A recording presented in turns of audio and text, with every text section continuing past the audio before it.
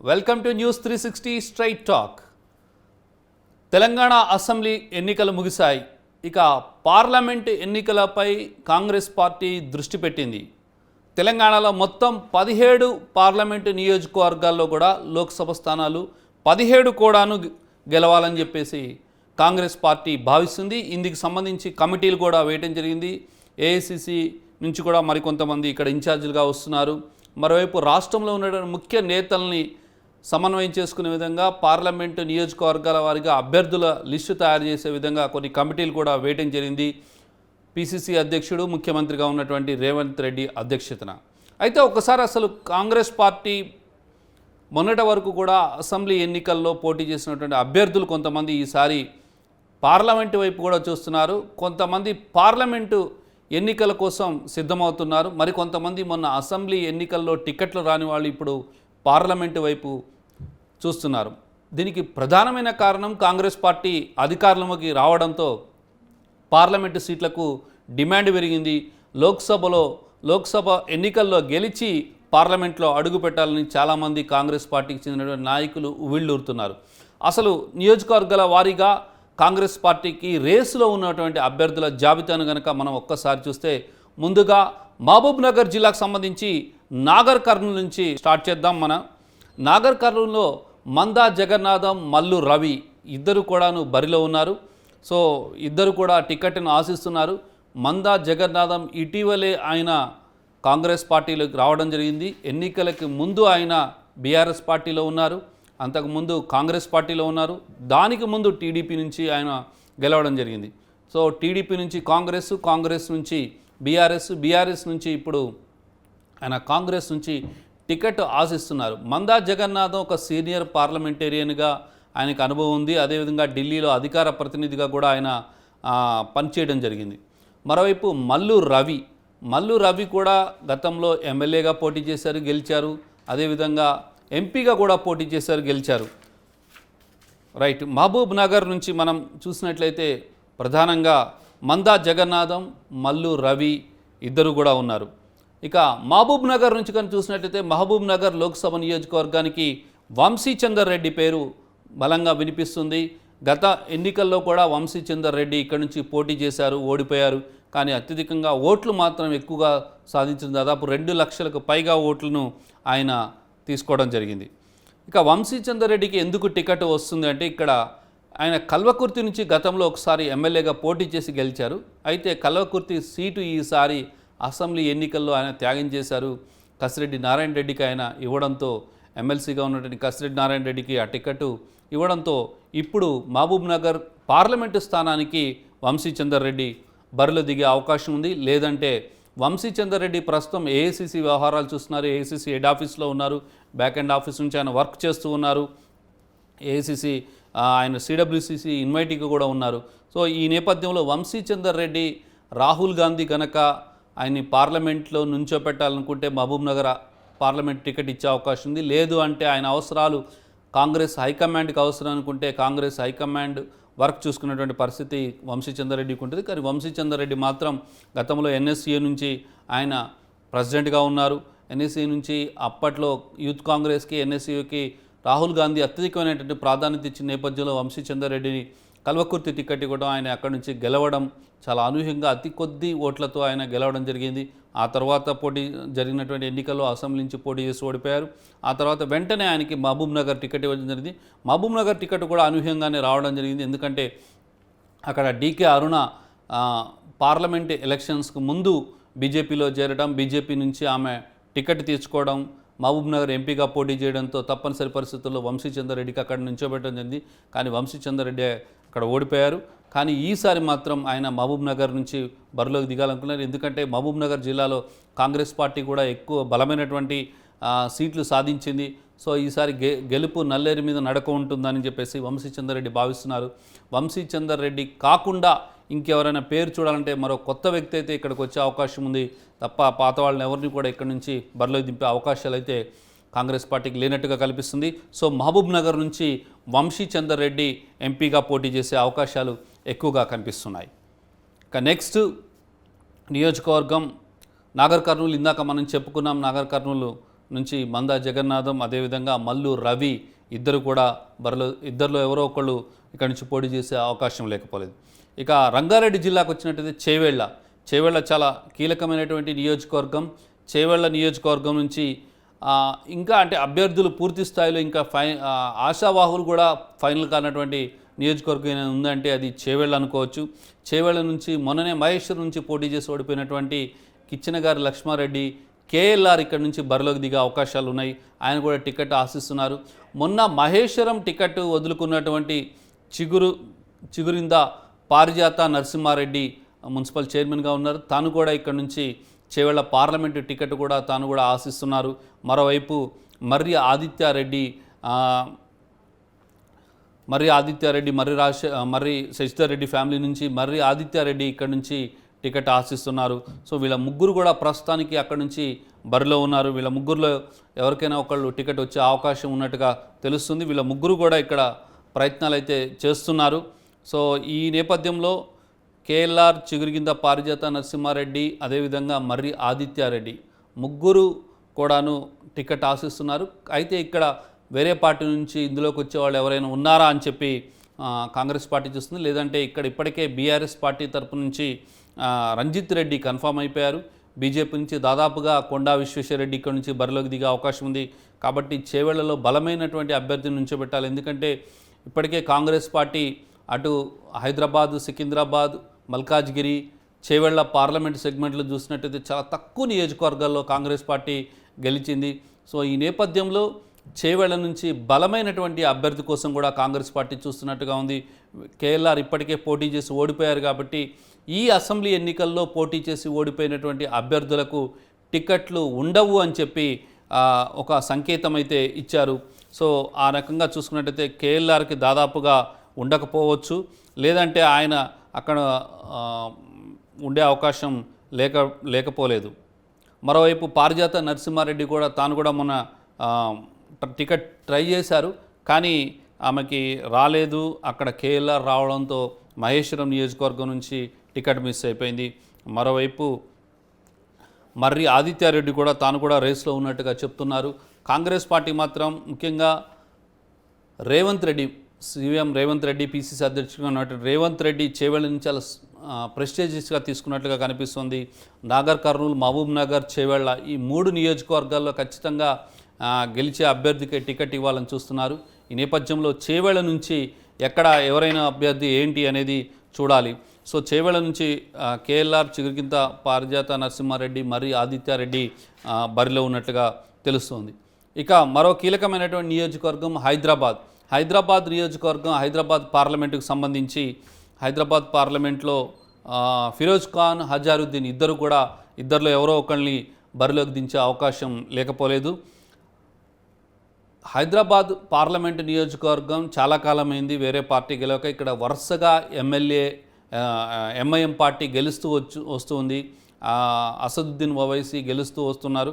So ఈసారి గట్టి పోటీ ఇవ్వాలంటే బలమైన అభ్యర్థినే దించాలని చెప్పేసి కాంగ్రెస్ పార్టీ భావిస్తుంది. ఇందుకు అనుగుణంగా మొన్న నాంపల్లి నుంచి పోటీ చేసి ఓడిపోయినటువంటి ఫిరోజ్ ఖాన్ కానీ, లేదు అంటే జూబ్లీహిల్స్ నుంచి పోటీ చేసి ఓడిపోయినటువంటి మాజీ క్రికెటర్ హజారుద్దీన్ కానీ బరిలోకి దించే అవకాశం లేకపోలేదు. సో వీళ్ళిద్దరిలో ఎవరో ఒకరిని దించారు, లేదంటే మరో ఓల్డ్ సిటీకి సంబంధించినటువంటి మస్కతి నుంచి కూడా టికెట్ ఆయన కూడా బరిలోకి దించే అవకాశాలు కనిపిస్తున్నాయి. ముఖ్యంగా మస్కతిని కనుక ఒకవేళ ఎమ్మెల్సీగా పంపించాల్సి వస్తే వేరే వాళ్ళని బలమైనటువంటి అభ్యర్థిని హైదరాబాద్ నుంచి బరిలోకి దించే అవకాశం ఉంది. సో గెలిపే లక్ష్యంగా ఈసారి హైదరాబాద్లో పోటీ చేయాలి అని చెప్పి కాంగ్రెస్ పార్టీ భావిస్తుంది.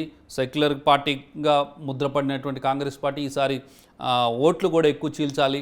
ఖచ్చితంగా ఈసారి బీజేపీ కనుక ఓట్లు చీల్చి అటు ఎంఐఎం ఓట్లను కనుక బలంగా చీల్చగలిగితే తాము గెలుస్తామని చెప్పేసి భావిస్తున్నట్లు. కానీ ఇక్కడ వరకు గత కొన్ని దశాబ్దాలుగా ఇక్కడ ఏ పార్టీ కూడా గెలవలేదు, ఓన్లీ ఎంఐఎంఏ గెలుచుకుంటూ వస్తుంది.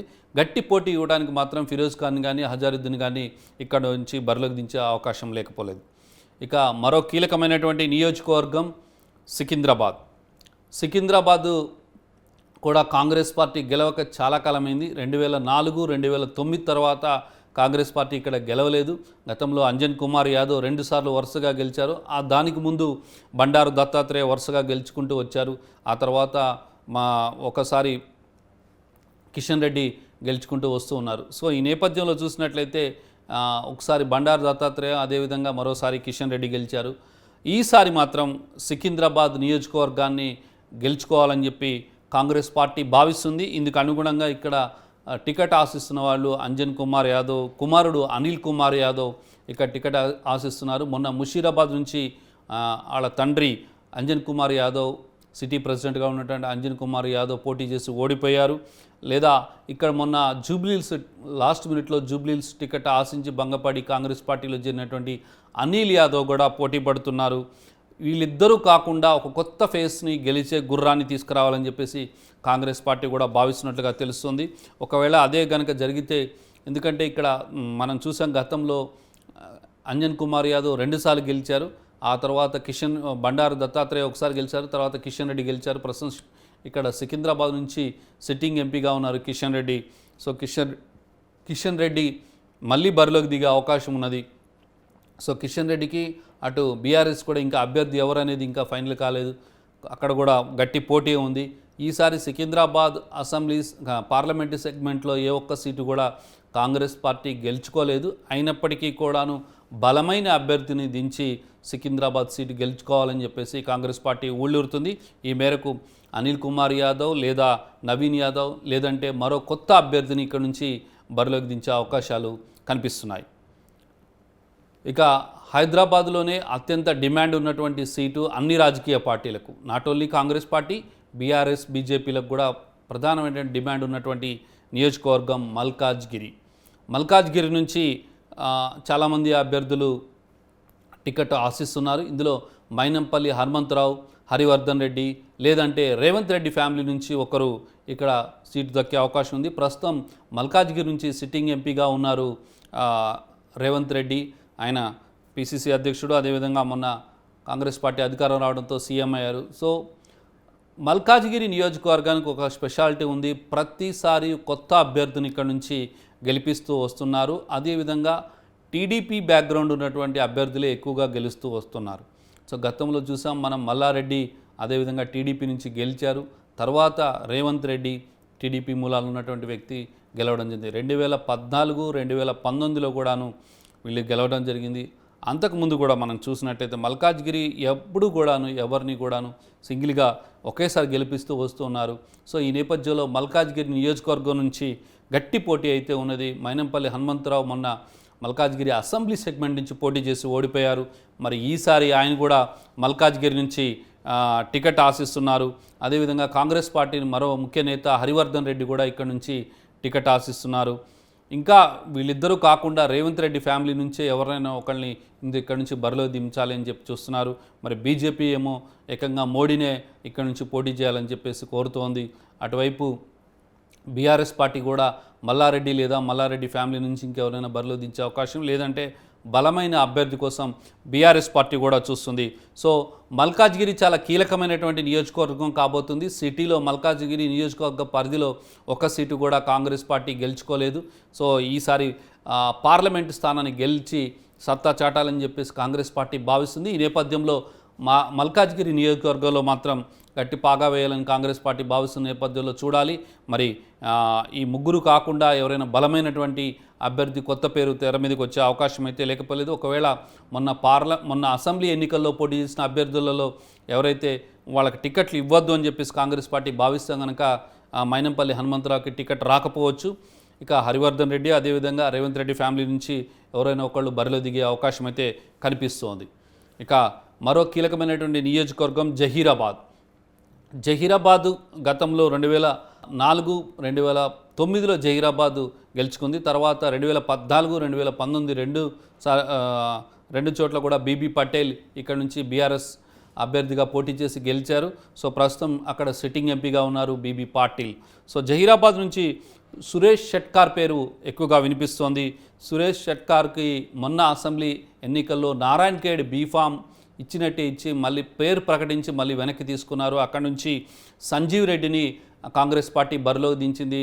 సో నారాయణ్ ఖేడ్ అసెంబ్లీ స్థానాన్ని సురేష్ షెట్కార్ త్యాగం చేసిన నేపథ్యంలో సురేష్ షెట్కార్కే అవకాశం ఇచ్చే అవకాశం ఉన్నట్టుగా కనిపిస్తుంది. ఎందుకంటే సురేష్ షెట్కార్ గతంలో ఎంపీగా కూడా పోటీ చేసి గెలిచారు. సో ఈసారి ఆయనకి అవకాశం ఉంది. మరోవైపు అక్కడి నుంచి అదే జహీరాబాద్ అసెంబ్లీ సెగ్మెంట్ నుంచి పోటీ చేసి ఓడిపోయినటువంటి చంద్రశేఖర్ కూడా ఇక్కడ నుంచి బరిలోకి దిగే అవకాశం కనిపిస్తుంది. ఆయన కూడా టికెట్ ఆశిస్తున్నారు. సో సురేష్ షెట్కార్కి ఎక్కువగా అవకాశాలు ఉన్నాయి, ఎందుకంటే ఆయనకి మొన్న హామీ కూడా వచ్చినట్టుగా కనిపిస్తోంది. సో జహీరాబాద్ పార్లమెంటు స్థానానికి కాంగ్రెస్ పార్టీ అభ్యర్థిగా సురేష్ షెట్కార్కే ఎక్కువ అవకాశాలు ఉన్నట్టుగా మనకు తెలుస్తోంది. ఇక మరో కీలకమైనటువంటి నియోజకవర్గం మెదక్.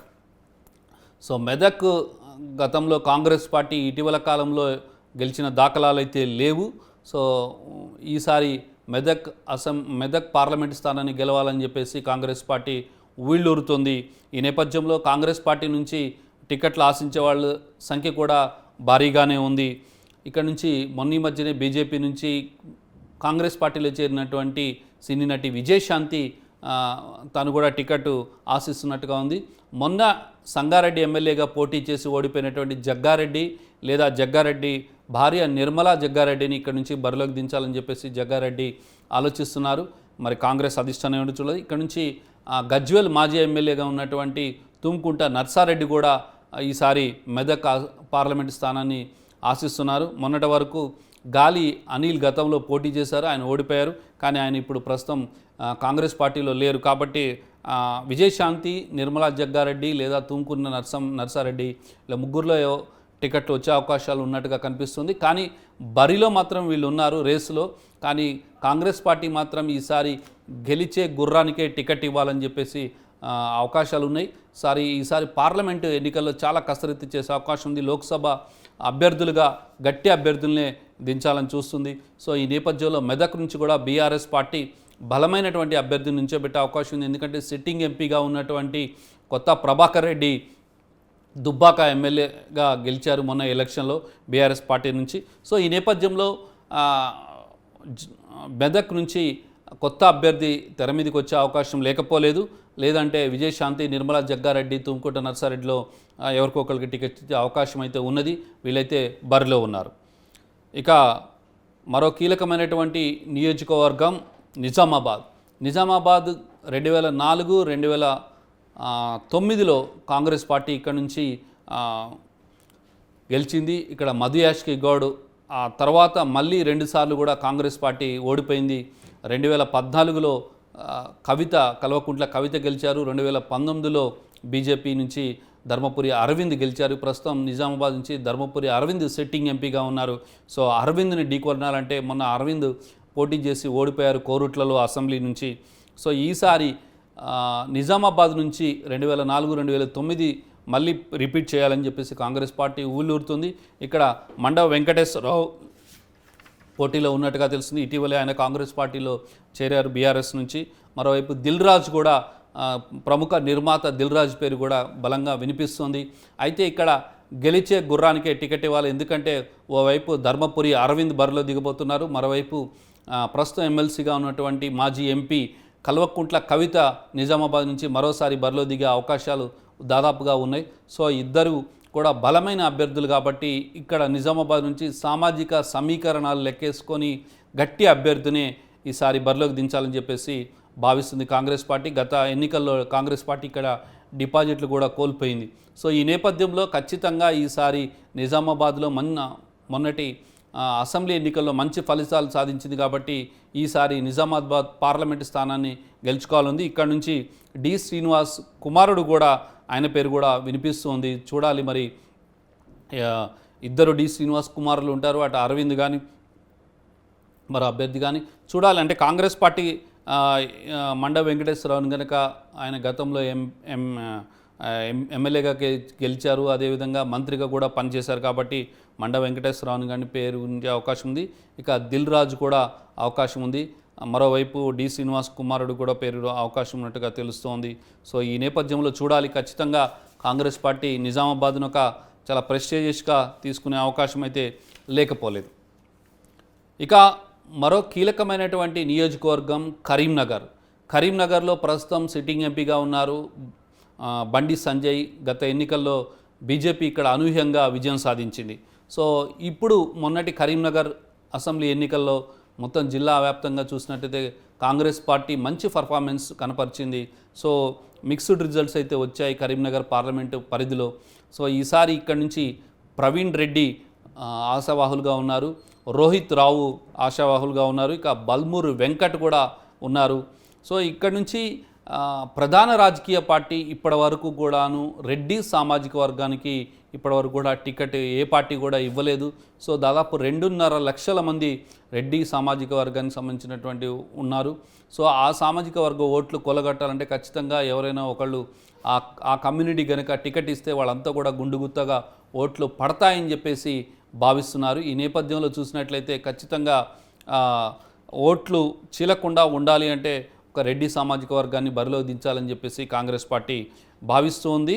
మరోవైపు బల్మూరు వెంకట్ గతంలో మొన్నటి హుజురాబాద్ ఎన్నికల్లో పోటీ చేసినటువంటి బల్మూరు వెంకట్ మొన్న టికెట్ ఆశించారు, ఆయనకి టికెట్ రాలేదు. సో ఆయన ఈసారి ఒక యంగ్స్టర్గా తాను పార్లమెంటు ఎన్నికల్లో నించోవాలని చెప్పేసి ఆయన కూడా భావిస్తున్నారు. ప్రవీణ్ రెడ్డి, రోహిత్ రావు, అదేవిధంగా బల్మూరు వెంకట్ వీళ్ళ ముగ్గురే కాకుండా ఇంకా బలమైన అభ్యర్థి ఎవరైనా ఉంటే వాళ్ళని బరిలోకి దించాలని చెప్పేసి కాంగ్రెస్ పార్టీ చూస్తుంది. ప్రస్తుతం అయితే రేస్లో ఉంది. వీళ్ళ ముగ్గురు పేర్లే బలంగా వినిపిస్తున్నాయి. వీళ్ళ ముగ్గురు కూడా టికెట్ ఆశిస్తున్నట్టుగా తెలుస్తోంది. ఇక కరీంనగర్ అదేవిధంగా అటు ఆదిలాబాద్ జిల్లా మిక్స్డ్ అయినటువంటి నియోజకవర్గం పెద్దపల్లికి సంబంధించి ఇది ఎస్సీ రిజర్వ్డ్ కాన్స్టిట్యున్సీ. ఇక్కడ నుంచి గడ్డం వంశీ అంటే గడ్డం వివేక్ కుమారుడు గడ్డం వంశీ టికెట్ ఆశిస్తున్నారు. అదేవిధంగా పెరికా ప్రసాద్ కూడా టికెట్ ఆశిస్తున్నారు. నల్లాల ఓదేలు మాజీ ఎమ్మెల్యే నల్లాల ఓదేలు కూడా ఇక్కడ నుంచి టికెట్ ఆశిస్తున్నారు. ఇక దుర్గా ప్రసాద్ కూడా ఇక్కడ నుంచి టికెట్ ఆశిస్తున్నారు. పెద్దపల్లి పార్లమెంటు నియోజకవర్గ పరిధిలో మొన్నటి వరకు కూడా ఇది బీఆర్ఎస్ గతంలో గెలుచుకున్నటువంటి సీటు. సో పెద్దపల్లి 2014లో కూడా బీఆర్ఎస్ గెలుచుకుంది, 2019లో కూడా బీఆర్ఎస్ గెలిచింది.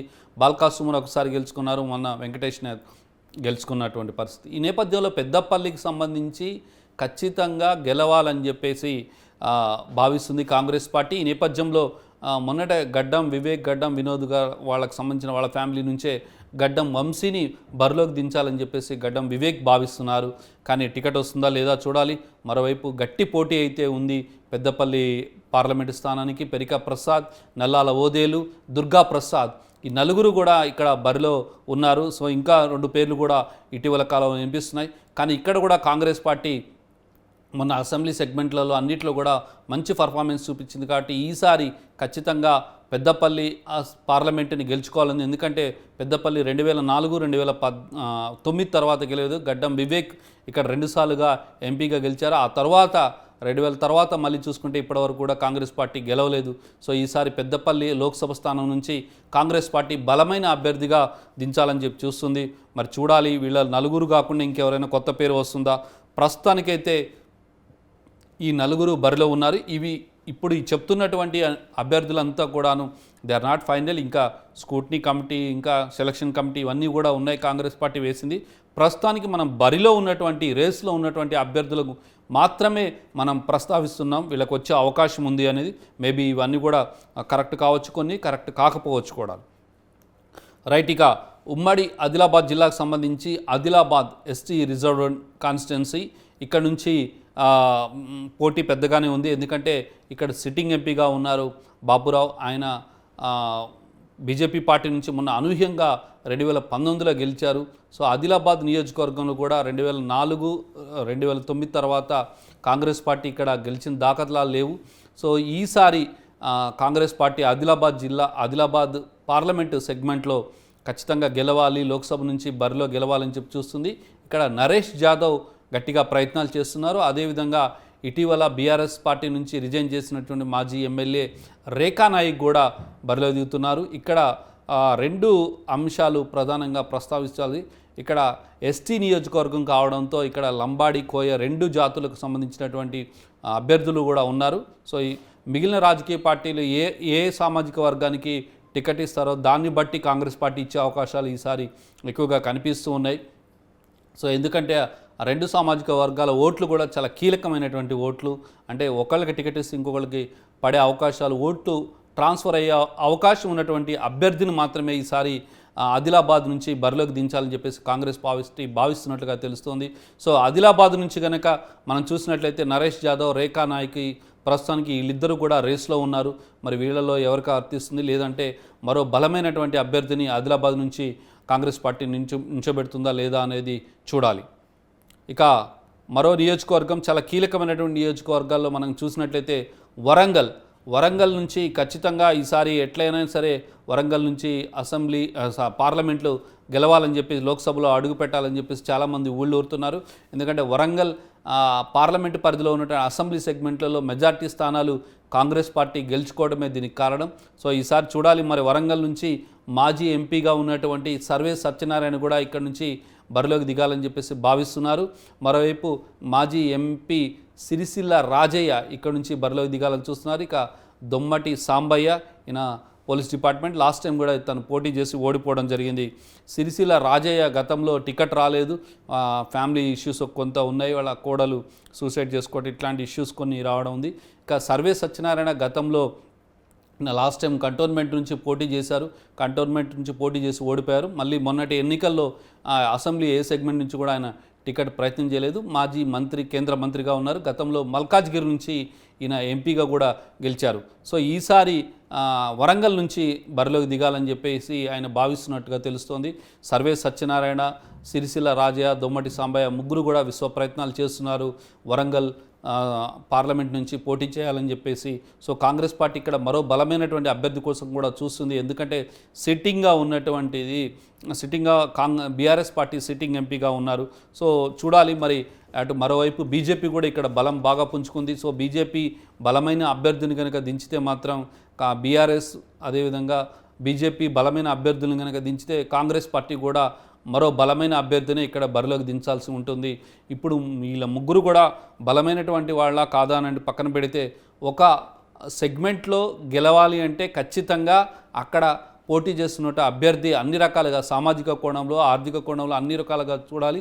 అదేవిధంగా అసెంబ్లీ అభ్యర్థుల ఎవరైతే మొన్న గెలిచినటువంటి ఎమ్మెల్యేలు కూడా పూర్తి స్థాయిలో సపోర్ట్ చేస్తేనే పార్లమెంట్ స్థానాలు గెలిచే అవకాశం ఉంది. మనం గతంలో చూసాము, నిజామాబాద్ జిల్లా ఎగ్జాంపుల్గా చెప్పుకోవచ్చు. నిజామాబాద్ జిల్లా సెగ్మెంట్లో అన్నీ దాదాపుగా బీఆర్ఎస్ పార్టీ పోటీ చేసింది, గెలిచింది. కానీ పార్లమెంటుకి వచ్చేటాలకే అక్కడ బీఆర్ఎస్ పార్టీ అభ్యర్థిగా ఉన్నటువంటి కవిత ఓడిపోవడం జరిగింది. సో ఈసారి కూడా అట్లా జరగకుండా ఉండాలంటే వరంగల్ జిల్లాకు సంబంధించి, ముఖ్యంగా వరంగల్ లోక్సభ స్థానానికి సంబంధించి బలమైనటువంటి అభ్యర్థిని బరిలోకి దించాలని చెప్పేసి కాంగ్రెస్ పార్టీ చూస్తుంది.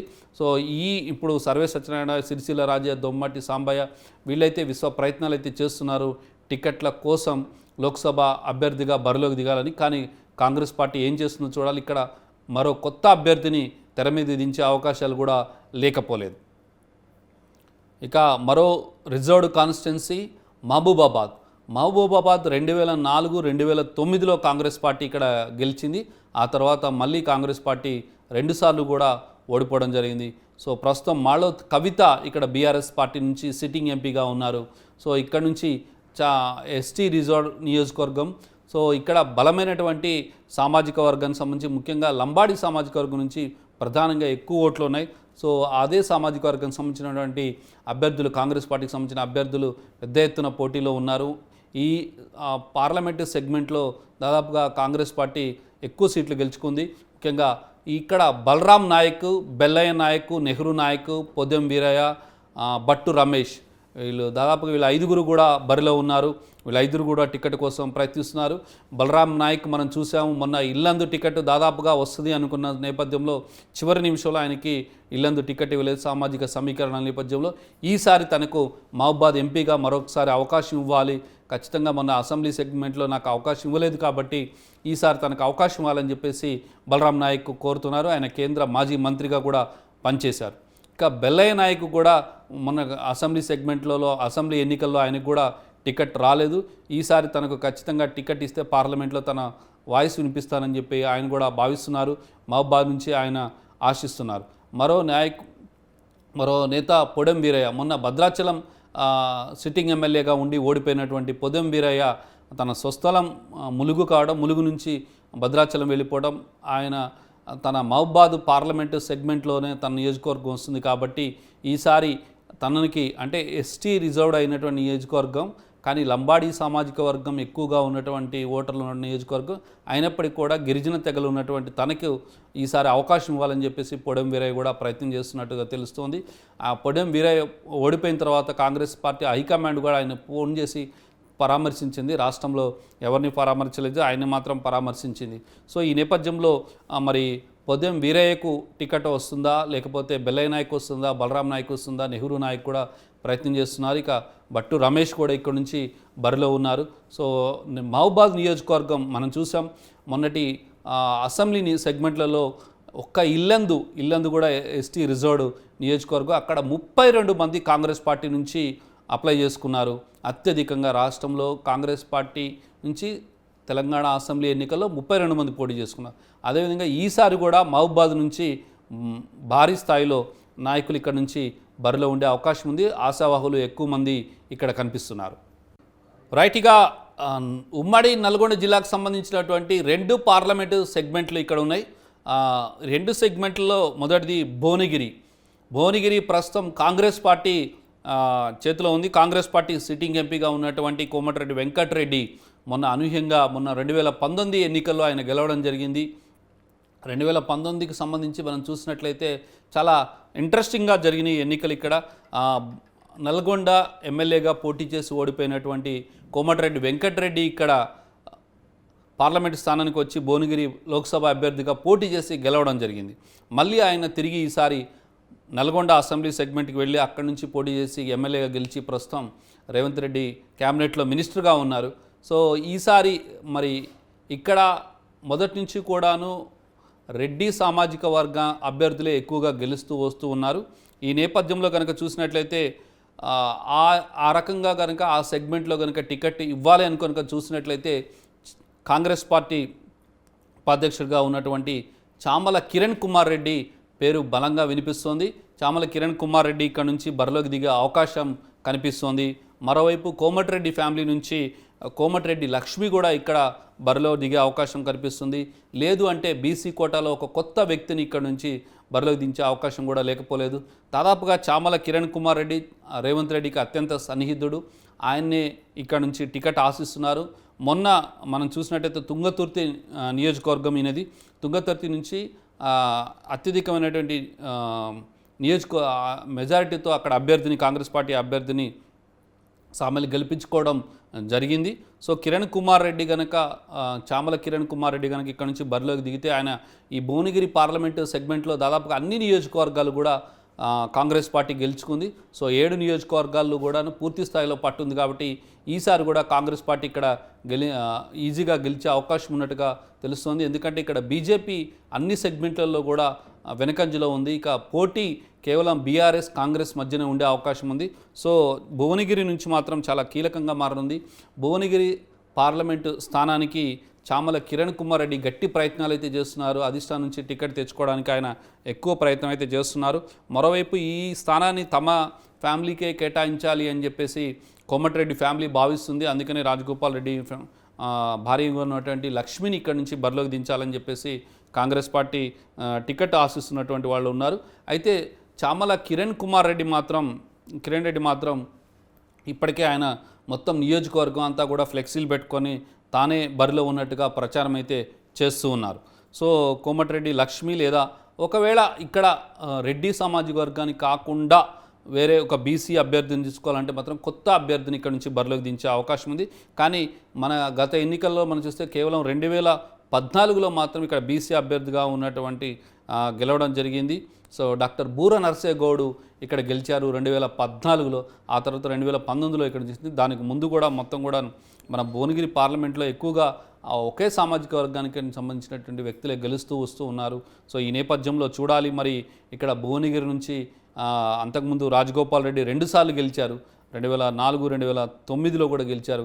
కాబట్టి కోమటిరెడ్డి ఫ్యామిలీకి మంచి పట్టు ఉంది భువనగిరి పార్లమెంటు సెగ్మెంట్లో. సో ఈ మరి కోమటిరెడ్డి ఫ్యామిలీ కాకుండా చామల కిరణ్ కుమార్ రెడ్డి కూడా ఇటీవల కాలంలో ఆయన కూడా కాంగ్రెస్ పార్టీ నుంచి ఎక్కువగా యాక్టివ్గా ఉంటున్నారు. మొత్తం నియోజకవర్గం అంతా తిరుగుతున్నారు. మొన్న మొన్న అసెంబ్లీ ఎన్నికల సందర్భంగా అన్ని సెగ్మెంట్లలో కూడా ఆయన తనకంటూ ఒక ప్రత్యేకమైనటువంటి పాత్ర పోషించారు. మరి కాంగ్రెస్ పార్టీ అధిష్టానం ఎవరిని దించుతుందనేది చాలా ఆసక్తికరంగా మారింది. ఎందుకంటే సిటీకి దగ్గరగా ఉన్నటువంటి పార్లమెంట్ నియోజకవర్గం, చాలా బలమైనటువంటి కాంగ్రెస్ పార్టీ బలంగా ఉన్నటువంటి నియోజకవర్గం ఈ భువనగిరి. సో ఇక్కడ భువనగిరి నుంచి మరి చామల కిరణ్ కుమార్ రెడ్డికి కాంగ్రెస్ అధిష్టానం గ్రీన్ సిగ్నల్ ఇస్తుందా లేదా అనేది చూడాలి. ఇక నల్గొండకు సంబంధించి మరో కీలకమైనటువంటి నియోజకవర్గం నల్గొండ పార్లమెంటు. నల్గొండ లోక్సభ స్థానానికి పటేల్ రమేష్ రెడ్డి మొన్న ఆయన సూర్యాపేట టికెట్ ఆశించారు. చివరి నిమిషంలో ఆయనకి టికెట్ రాలేదు. అక్కడ దామోదర్ రెడ్డికి ఇవ్వడం జరిగింది. దామోదర్ రెడ్డికి టికెట్ ఇవ్వడంతో పటేల్ రమేష్ రెడ్డిని కాంగ్రెస్ పార్టీ అధిష్టానం కూడా బుజ్జగించింది. కాంగ్రెస్ పార్టీ నుంచి కాంగ్రెస్ అధిష్టాన పెద్దలు కూడా ఆయనకు హామీ ఇవ్వడం జరిగింది. రాబోయే ఎన్నికల్లో ఖచ్చితంగా మీకు స్థానం కల్పిస్తాము, సముచిత స్థానం కల్పిస్తామన్నది. ఒకవేళ కనుక పటేల్ రమేష్ రెడ్డికి ఎమ్మెల్సీగా కాకుండా ఉంటే ఖచ్చితంగా ఆయనకి నల్గొండ లోక్సభ టికెట్ కేటాయించే అవకాశం లేకపోలేదు. ప్రస్తుతం అక్కడ నల్గొండ నుంచే సిట్టింగ్ ఎంపీగా ఉన్నారు ఉత్తమ్ కుమార్ రెడ్డి. ఉత్తమ్ కుమార్ రెడ్డి మొన్న అసెంబ్లీ ఎన్నికల్లో మళ్ళీ హుజూర్ నగర్ నుంచి గెలిచి క్యాబినెట్లో చోటు సంపాదించి ప్రస్తుతం మంత్రిగా కొనసాగుతున్నారు. సో నల్గొండ పార్లమెంటు సెగ్మెంట్లో ఒక సూర్యాపేట మినహాయిస్తే మిగతా అన్ని నియోజకవర్గాల్లో కూడా కాంగ్రెస్ పార్టీ విజయకేతనం ఎగరవేసింది. కాబట్టి అన్ని అసెంబ్లీ సెగ్మెంట్లో బలంగా ఉంది. కాబట్టి నల్గొండ సీట్ని ఖచ్చితంగా కాంగ్రెస్ పార్టీ గెలుచుకుంటుంది అని చెప్పి వాళ్ళు భావిస్తున్నారు. ఈ నేపథ్యంలో నల్గొండ నుంచి ఖచ్చితంగా ఈసారి గెలవాలి అంటే పటేల్ రమేష్ రెడ్డికి టికెట్ ఇవ్వాలని చెప్పేసి వాళ్ళ వర్గీయులు భావిస్తున్నారు.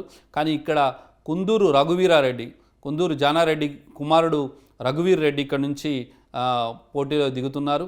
మరోవైపు ఇప్పటికే నాగార్జున సాగర్గా మరో కుమారుడు జైవీర్ రెడ్డి ఇప్పటికే ఎమ్మెల్యేగా అక్కడ కొనసాగుతున్నారు. మొన్న అసెంబ్లీ ఎన్నికల్లో టికెట్ వచ్చింది. సో ఒకే ఫ్యామిలీ నుంచి 2 టికెట్ల అని చెప్పేసి కాంగ్రెస్ పార్టీ భావిస్తే కనుక రఘువీర్ రెడ్డిని డ్రాప్ చేసి రమేష్ రెడ్డికి టికెట్ ఇచ్చింది. ఒకవేళ రమేష్ రెడ్డిని కనుక ఇక్కడ అకామిడేట్ చేయలేకపోతే భువనగిరి పార్లమెంట్కి పంపించే అవకాశం కూడా లేకపోలేదు. సో మొత్తానికి పటేల్ రమేష్ రెడ్డికి అయితే కాంగ్రెస్ పార్టీ ఎష్యూరెన్స్ అయితే ఇచ్చింది. ఈ ఎష్యూరెన్స్లో భాగంగా ఖచ్చితంగా ఆయనకి టికెట్ ఇవ్వాలి. అది మరి ఎంపీ టికెట్ ఇస్తారా లేదంటే ఎమ్మెల్సీ టికెట్ ఇస్తారా అనేది చూడాలి. కానీ అటు కుందూరు జానారెడ్డి ఫ్యామిలీ నుంచి జానారెడ్డి లేదంటే రఘువీర్ రెడ్డి ఇద్దరిలో ఎవరో ఒకరు బరిలో దిగే అవకాశం అయితే లేకపోలేదు. వాళ్ళు కూడా టికెట్ ఆశిస్తున్నారు. వీళ్ళిద్దరినీ కాదని చెప్పి మరో బలమైనటువంటి అభ్యర్థిని కూడా ఇక్కడ బరిలో దించాలని చెప్పేసి కాంగ్రెస్ పార్టీ భావిస్తుంది. ఎందుకంటే బీఆర్ఎస్ ఖచ్చితంగా ఇక్కడ బలమైన అభ్యర్థినే బరిలోకి దించే అవకాశం ఉన్నది.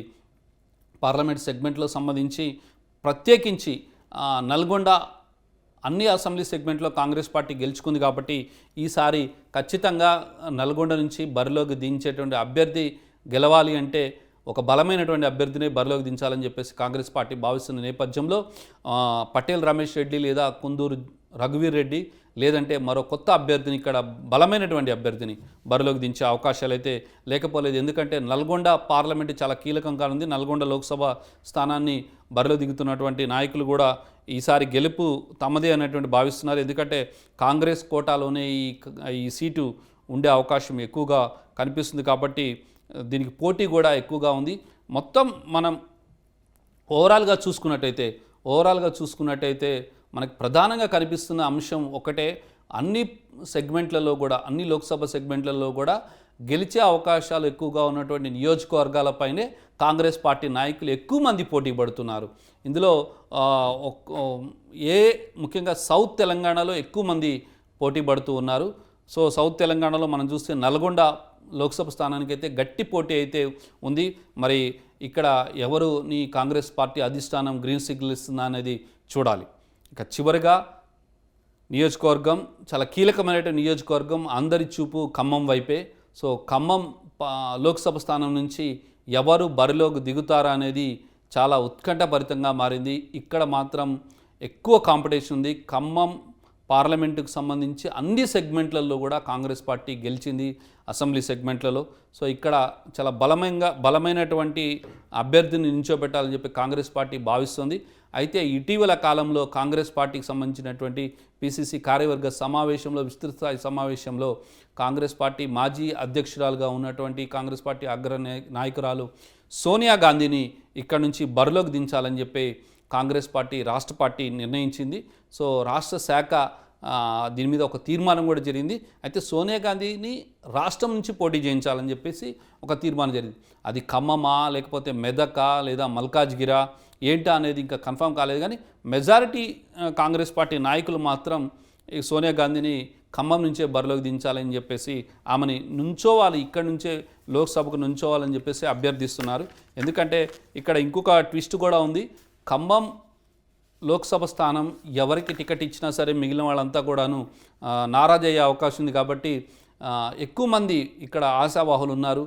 గతంలో ఇక్కడ పోటీ చేసి గెలిచినటువంటి కేంద్ర మాజీ మంత్రి రేణుకా చౌదరి కూడా ఇక్కడ నుంచి బరిలోకి దిగాలని చూస్తున్నారు. అదేవిధంగా పొంగులేటి శ్రీనివాసరెడ్డి రిలేటివ్ అయినటువంటి పొంగులేటి ప్రసాద్ రెడ్డిని ఇక్కడ టికెట్ ఆశిస్తున్నారు. అదేవిధంగా డిప్యూటీ సీఎం మల్లు బట్టి విక్రమార్క సతీమణి మల్లు నందిని కూడా ఖమ్మం పార్లమెంట్ నుంచి లోక్సభ స్థానం నుంచి పోటీ చేయాలని చెప్పేసి ఆవిడ కూడా భావిస్తున్నారా. వాళ్ళు కూడా టికెట్ ప్రయత్నాలు చేస్తున్నారు. ఇక తుమ్మల నాగేశ్వరరావు కొడుకు తుమ్మల యుగంధర్ కూడా ఇక్కడ నుంచి టికెట్ ఆశిస్తున్నారు. మరోవైపు వివిఎస్ మోటార్స్కి సంబంధించినటువంటి వివిఎస్ రాజా ఇక్కడ నుంచి టికెట్ వచ్చే అవకాశం ఆయన కూడా రేస్లో ఉన్నారు. సో ఖమ్మానికి సంబంధించి ఒక ప్రత్యేకత ఉన్నది. ఖమ్మం 2004, 2009 2 సార్లు కూడా ఖమ్మం నుంచి కాంగ్రెస్ పార్టీ గెలిచింది. కానీ బలమైనటువంటి కాంగ్రెస్ పార్టీ ఇక్కడ 2014, 2019 2 చోట్ల ఓడిపోయింది. 2014లో పొంగులేటి శ్రీనివాసరెడ్డి వైఎస్ఆర్సీపీ నుంచి అనూహ్యంగా గెలవడం జరిగింది ఎంపీగా. ఆ తర్వాత ఆయన టీఆర్ఎస్లోకి వెళ్ళారు. టీఆర్ఎస్ నుంచి తాజాగా ఆయన కాంగ్రెస్ పార్టీలోకి వచ్చి పాలేరు ఎమ్మెల్యేగా పోటీ చేసి గెలిచి క్యాబినెట్లో చోటు సంపాదించారు. సో పొంగులేటి ప్రభావం కూడా చాలా ఎక్కువగా ఉంది ఖమ్మం జిల్లాలో. మరోవైపు రేణుకా చౌదరి గతంలో 2004, 2009లో ఆవిడ అక్కడి నుంచి గెలిచారు. సో తాను కూడా ఈసారి బరిలో ఉండే అవకాశం లేకపోలేదు. మరోవైపు పొంగులేటి ప్రసాద్ రెడ్డి పొంగులేటి శ్రీనివాసరెడ్డి రిలేటివ్ ఆయన కూడా బరిలో ఉన్నారు. ఇక డిప్యూటీ సీఎంగా ఉన్నటువంటి మల్లు బట్టి విక్రమార్క తన భార్యను కూడా ఈసారి లోక్సభ నుంచి బరిలోకి దించాలి. ఇది జనరల్ స్థానం అయినప్పటికీ కూడా ఇక్కడ మల్లు నందినిని ఇక్కడ నుంచి బరిలోకి దించే అవకాశం ఉన్నట్టుగా తెలుస్తోంది. ఇక మరో సామాజిక వర్గం కనుక చూసినట్లయితే కీలకమైనటువంటి సామాజిక వర్గం వివిఎస్ మోటార్స్కి సంబంధించిన అధినేత వివిఎస్ రాజుని ఇక్కడ నుంచి బరిలోకి దించే వంకాయలపాటి వీరయ్య చౌదరికి సంబంధించిన ఫ్యామిలీ నుంచి ఒక టికెట్ వచ్చే అవకాశం వాళ్ళు కూడా ఆశిస్తున్నారు. సో ఇక్కడ ఎక్కువగా మనం గత కొంతకాలంగా చూసాం. 2014లో రెడ్డి సామాజిక వర్గం గెలిచారు. 2004, 2009, 2019 ఒకే సామాజిక వర్గానికి సంబంధించిన కమ్మ సామాజిక వర్గానికి సంబంధించిన అభ్యర్థులే ఇక్కడ ఎంపీగా గెలుస్తూ వస్తూ ఉన్నారు.